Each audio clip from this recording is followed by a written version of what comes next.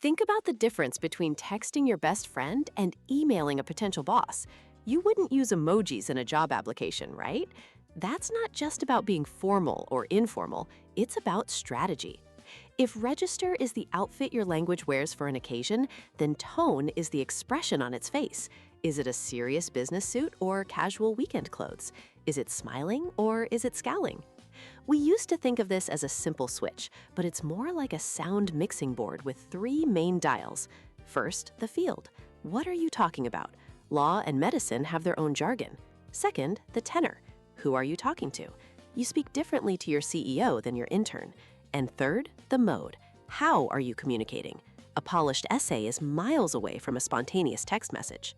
And that expression on its face, the tone, it's all in the micro choices. Call someone meticulous, and it's a compliment. Call them fussy, and it's an insult. Same behavior, different attitude revealed by a single word. Nowhere is this clearer than in the language of protest. The goal is always change, but the strategy must adapt. On the street, it's a rhythmic chant. What do we want? Justice. When do we want it? Now. In a letter to a politician, the register shifts to formal and respectful. We urge you to reconsider the proposed legislation. On social media, it becomes conversational and passionate, armed with hashtags and emojis. Same fight, three different sets of armor.